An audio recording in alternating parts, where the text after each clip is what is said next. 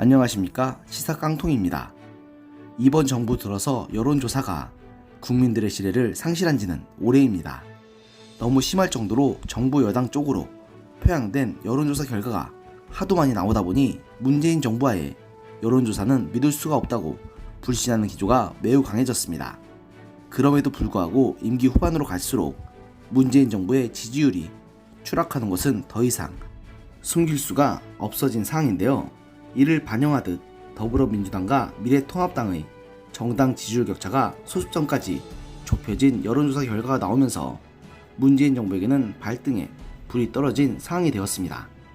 리얼미터가 TBS 의뢰로 지난 3일부터 5일에 전국 18세 이상 남녀 1,510명을 대상으로 진행해서 6일에 발표한 8월 1주차 여론조사에서 민주당의 지지율은 전주보다 2.7%가 하락한 35.6%로 나타난 반면 통합당의 지지도는 3.1%가 오른 34.8%가 조사되었습니다. 이러한 통합당의 지지율은 창당 직후였던 2월 3주차에 33.7%를 상회하는 역대 최고치이고 두 정당의 지지도 차이는 0.8%포인트로 리얼미터 조사에서 처음으로 소수점대로 좁혀진 것입니다. 얼마 전에 5차 범위 내로 진입했던 것이 기억나는데 이제는 1% 차이도 안 날 정도로 좁혀졌으니 민심 위반이 얼마나 심한지 알 수 있을 것 같습니다. 특히 서울에서는 통합당의 지지율이 37.1%를 기록하면서 민주당의 34.9%를 넘어선 것으로 나타나서 민주당이 수도권 의석을 싹쓸이 하다시피 했던 4개월 전 총선 때와 비교했을 때 민심의 변화가 확연한 것으로 드러났습니다. 특히 민주당의 핵심 지지 기반이라 할 수 있는 30대와 여성에서 지지율 하락이 두드러졌는데요. 민주당의 30대 지지율은 35.6%로 나타나서 전주 대비 무려 10.1%가 폭삭 주저하는 것으로 나타났고 여성 역시 36.2%로 나타나 전주 대비 3.4%가 내려간 것으로 나타났습니다.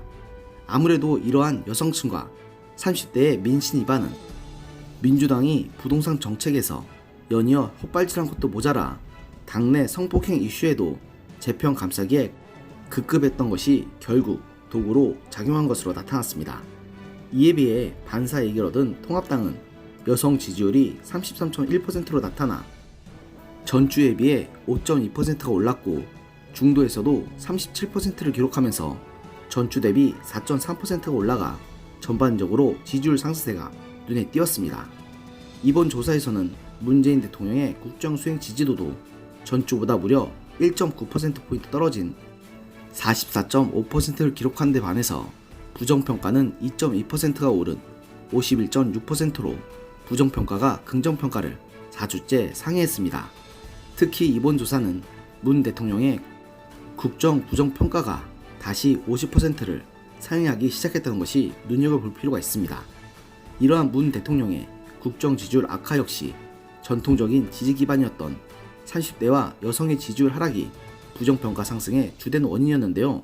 실제로 문 대통령의 국정 지지율은 지역별로는 인천 경기 지역과 호남을 제외한 전 지역에서 부정평가가 긍정평가를 앞섰고 연령별로 살펴봐도 40대와 50대를 제외한 전 연령대에서 부정평가가 긍정평가보다 높았습니다.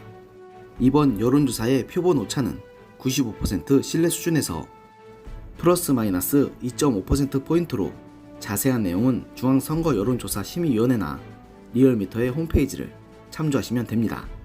리얼미터 관계자는 부동산 정책에 대한 일부 반발 심리와 함께 통합당 윤희숙 의원의 본회의 발언, 독재, 전체주의를 언급한 윤석열 검찰총장의 연설과 이에 대한 민주당의 반응 등이 양당에 종합적으로 영향을 끼친 결과라고 분석했습니다.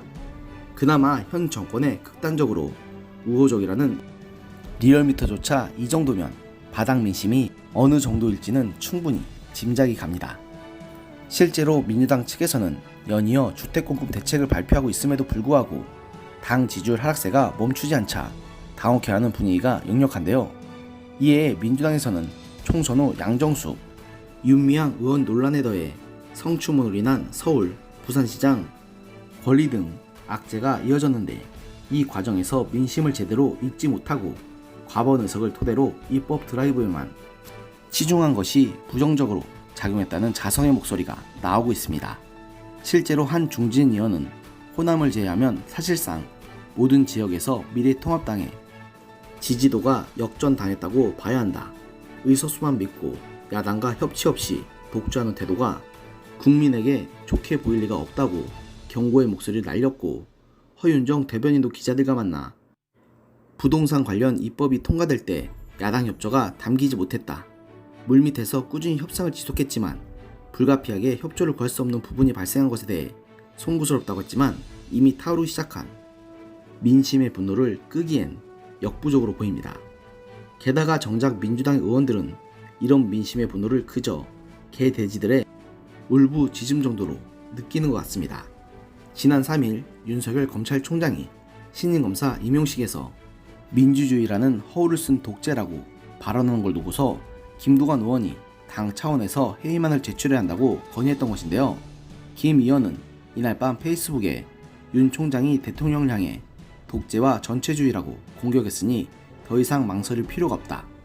윤 총장 회의만을 제출, 국가의 기강과 헌정질서를 바로잡고 검찰을 바로 세워야 한다고 주장했습니다. 물론 검찰총장 해임 건의안은 국회 제적위원 300명의 3분의 1이 동의하면 발의할 수 있고, 제적의원 과반이 의결 정족수이니 충분히 민주당으로서는 이를 발의하고 통과할 힘이 있는 건 사실입니다. 하지만 지금 민심이 왜 저렇게 민주당에게 험악하게 변했는지 김두관 의원은 전혀 깨닫지 못하고 있는 것 같습니다. 아니, 정확히 말하면 관심이 없는 쪽에 더 가까울 것 같습니다. 솔직히 말해서 정상적인 정당이고 정상적인 집단이었다면, 이러한 상황까지 되었다면 최소한 대통령이 대국민 사과를 한 다음 관련자들을 처벌하고 문책성 인사를 하는 것이 정상입니다. 과거 김영삼 대통령의 차남인 김현철 씨가 사고를 쳤을 때에도, 김대중 대통령의 세 아들들이 비리에 연루되었을 때에도 그랬고, 노무현 대통령의 측근들이 비리에 휘말렸을 때에도 최소한 지금처럼 문제가 있는 사람들을 내 편이라고 무작정 보호하고 이에 대한 문제 제기를 거부하진 않았습니다. 그런데 지금은 어떻습니까? 오로지 내 편, 네 편 가르기에만 미쳐있는 현 집권 세력은 자기들 편이면 그 어떤 짓을 저질러도 보호를 해줘야 하고, 그 무슨 이유가 있을 것이라는 말도 안 되는 선민의식에 빠져있고, 그것도 모자라 명백한 범죄를 저지른 사람들조차도 말도 안 되는 이유를 들어서 커버를 쳐주고 있습니다. 이게 조폭하고 다를 게 무엇이겠습니까? 제가 괜히 이 정권을 깡패 집단, 정치 깡패 집단이라고 하는 게 아닙니다. 저렇게 그 어떤 것도 두려워하지 않고 마구 내달리는데 민심 위반이 일어나지 않는 것이 상식적으로 더 이상한 일입니다. 이대로 가면 결국 민주당은 호남을 제외한 전 지역에서 통합당에게 밀리게 될 것이고, 결국 저번 총선이 민주당의 마지막 선거 승리가 될 가능성이 매우 큽니다. 민주당 입장에서도 이런 최악의 시나리오를 현실화시키기 싫다면 지금이라도 막 나가는 당내 세력을 정리하고 국민들이 자신들에게 왜 분노한지를 목소리를 기울여 상식적인 정책을 추진할 텐데, 지금 민주당 내에는 이렇게 폭주하는 세력들에게 경고의 메시지를 줄 만한 세력조차 존재하지 않다는 것이 매우 안타깝기 그지없습니다. 오늘의 영상은 여기까지였습니다. 들어주셔서 감사합니다.